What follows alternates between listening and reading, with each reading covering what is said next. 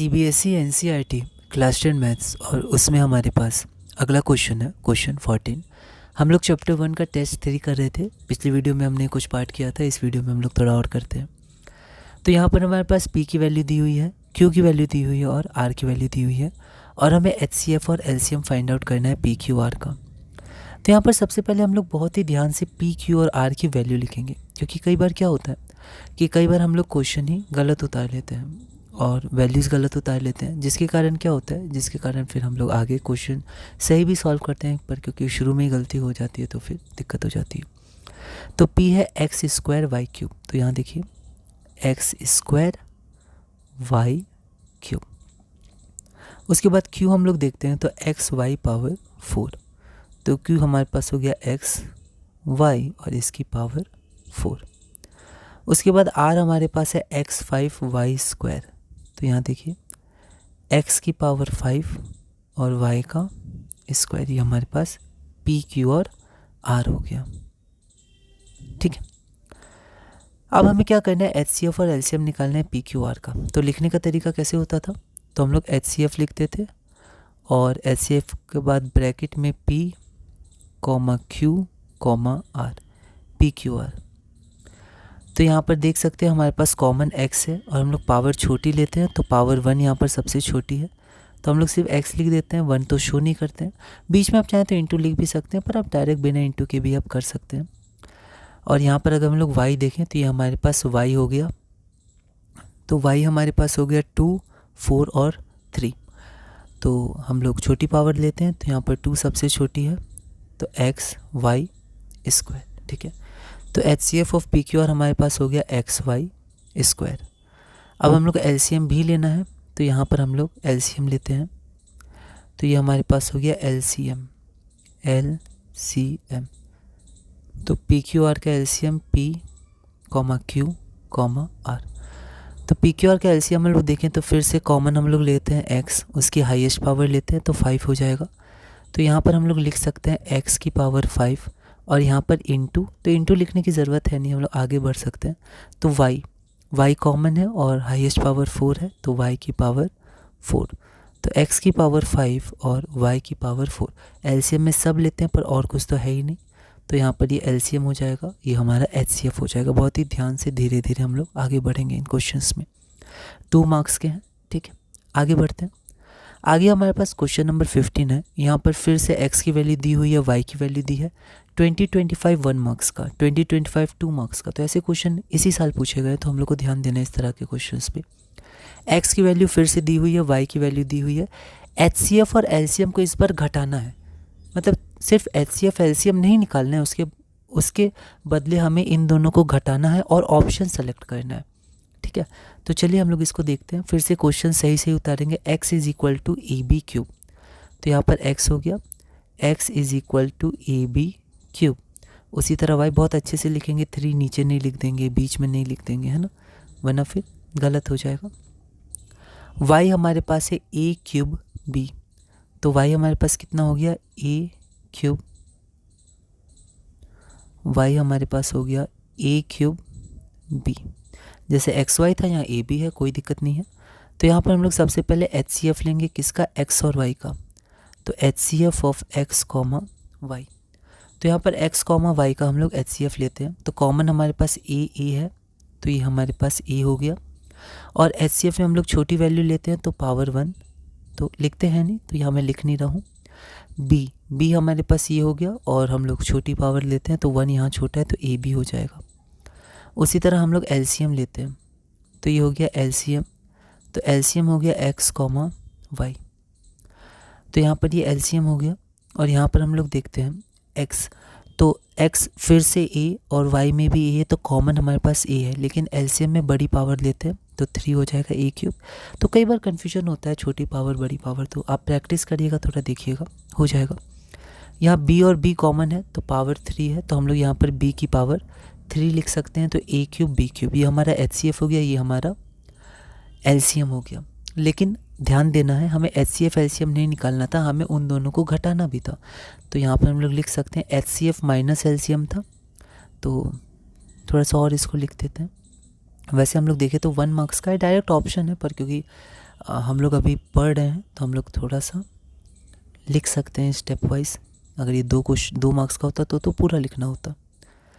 LCM of AB, ठीक है, ये हमें फाइंड आउट करना है। तो हम लोग क्या करेंगे, सिंपली HCF की जगह HCF लिख देंगे AB, तो ये हो गया AB माइनस LCM की जगह LCM लिख देंगे A क्यूब B क्यूब, तो ये हमारे पास हो गया A क्यूब B क्यूब। क्या AB minus A cube B cube option है? देखिए कहीं नहीं है। AB minus A cube B cube नहीं है, मतलब कॉमन लिया गया है, ठीक है। बहुत ही ध्यान से अब हम लोग इसको सॉल्व करेंगे। ये अलजेब्रा का पार्ट है। अगर आप यहाँ ध्यान दीजिएगा तो AB और यहाँ भी A और B कॉमन है, तो पहले तो AB कॉमन ले लेंगे, तो यहाँ 1 आ जाएगा माइनस, अब यहाँ पर एक A तो बाहर चला गया, एक A बाहर चला गया, तो 3 में से एक A घट जाएगा, मतलब A स्क्वायर हो जाएगा। उसी तरह यहाँ पर एक B बाहर चला गया, तो 3 में से एक B अगर बाहर चला जाएगा तो 3 माइनस 1 हो जाएगा, जो कि 2 हो जाएगा। तो 1 minus A square B square, क्या ये ऑप्शन है? AB into 1 minus A square B square, ये भी ऑप्शन नहीं है। तो हम लोग देखते हैं और क्या होगा। एक चीज़ हम लोग गौर कर सकते हैं, यहाँ AB into 1 minus A square B square है, पर यहाँ A स्क्वायर B स्क्वायर नहीं, तो ये तो नहीं होगा। यहाँ पर AB वगैरह कॉमन ही नहीं लिया गया, तो ये भी नहीं होगा। और यहाँ पर अगर AB आप कॉमन लीजिएगा तो 1 आ जाएगा माइनस, और A के बाहर गया तो 3 आएगा, और एक B भी बाहर गया यहाँ से, तो 4 माइनस 1 3 आ जाएगा। तो ये ऑप्शन भी नहीं होगा, क्योंकि A स्क्वायर B स्क्वायर आना चाहिए था, और एक ऑप्शन सही हो गई होगा, तो आप D में टिक करके आ सकते हैं। पर D आया कैसे, तो एक बार इसको देख लेते हैं। AB, अब ये थोड़ा आइडेंटिटी हम लोग को ध्यान रखना है। 1 को लिख सकते हैं 1 का स्क्वायर, क्योंकि 1 का स्क्वायर 1 ही होता है। A स्क्वायर और B स्क्वायर को हम लोग लिख सकते हैं AB का होल स्क्वायर, AB का होल स्क्वायर, क्योंकि जब स्क्वायर तोड़ेंगे तो इस पे स्क्वायर आ जाएगा, इस पे स्क्वायर आ जाएगा, तो A स्क्वायर B स्क्वायर। अब यहाँ पर ये हो जाएगा पूरा A स्क्वायर, इसको B मान सकते हैं, या x square minus y square, तो ये होता है x plus y into x minus y, तो 1 plus AB into 1 minus AB। अगर आप इतना नहीं कर पाए, आप ये कोशिश करिएगा, हो जाएगा, छोटी सी बात है। बस उसको थोड़ा हमें ध्यान रखना है कि कैसे उसको लाएंगे x square minus y square या a square minus b square के फॉर्मूला में। और अगर नहीं तो आप फिर भी थोड़ा सा कॉन्सेप्ट लगाकर, लॉजिक लगाकर 3 हटा सकते हैं, तो डी ही आंसर होगा, ठीक है। इसको आप प्रैक्टिस कर सकते हैं, ऐसे क्वेश्चंस को इसी साल आए हैं। अगला क्वेश्चन हम लोग देखते हैं। एक्स की वैल्यू दी हुई है, वाई की वैल्यू दी हुई है, और एलसीएम भी इन दोनों का दिया हुआ है, तो हमें m प्लस n की वैल्यू निकालनी है। अब ऐसे क्वेश्चन पहले भी आते हैं, p और q, p minus Q, m minus n, 3m minus 4n, ऐसी वैल्यूज हमें निकालनी होती है। तो उसमें हम लोग p q या a b या m n की एक एक करके वैल्यू निकालते हैं। जैसे अगर यहाँ पर मुझे पता चल जाए m की वैल्यू मान लीजिए 5 है, n की वैल्यू 10 है, तो 5 प्लस 10 15, m की वैल्यू 2 है, n की वैल्यू 5 है, तो 2 प्लस 5 7, ऐसे करके। तो क्या हम लोग एक एक करके m और n की वैल्यू निकाल सकते हैं? तो पहले क्वेश्चन को हम लोग देखते हैं। क्वेश्चन क्या कह रहा है? क्वेश्चन फिर से कह रहा है कि x is equal to a b c, ऐसे करके जैसे पहले आया था, y is equal to a b c में है, और दोनों का एलसीएम दिया हुआ है। तो हम लोग क्या करते हैं, पहले खुद से एलसीएम निकाल लेते हैं x और y का, उसके बाद जो एलसीएम दिया है उससे हम लोग बराबर कर देंगे। ऐसे क्वेश्चंस पहले भी किए, खुद से निकालते हैं और फिर बराबर कर देते हैं। केमिकल इक्वेशंस में भी ऐसा आता है चैप्टर 1 में कि PQRS ऐसा दिया रहता है, PQ दिया रहता है, तो हम लोग पहले खुद बैलेंस करते हैं, फिर 2 1 3 जो भी बैलेंस करने के बाद है उसको कंपेयर करते हैं, तो P की वैल्यू ये, Q की वैल्यू है। वैसे ही यहाँ पर एलसीएम दिया हुआ है, लेकिन हम लोग पहले खुद से एलसीएम निकालते हैं x और y का। तो यहाँ पर हम लोग बहुत ही सावधानी से लिखेंगे।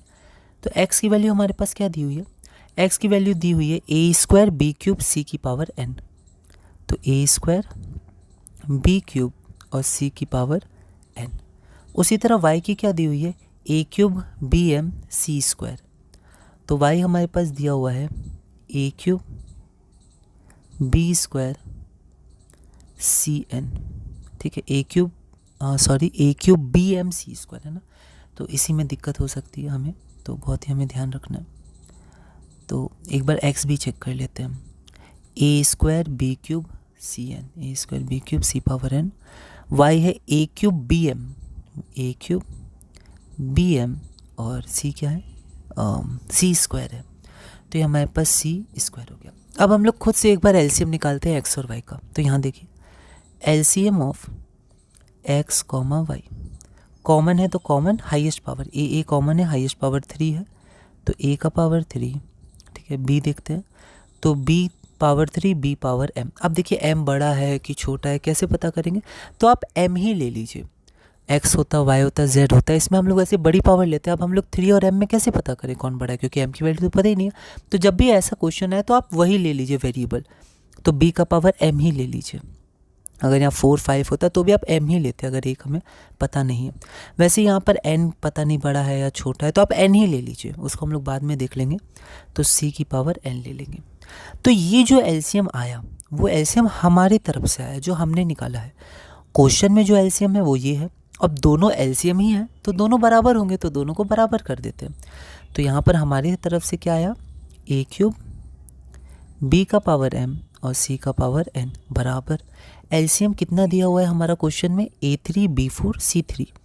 तो हो जाएगा a3, ये हो जाएगा b4 और ये हमारे पास c3।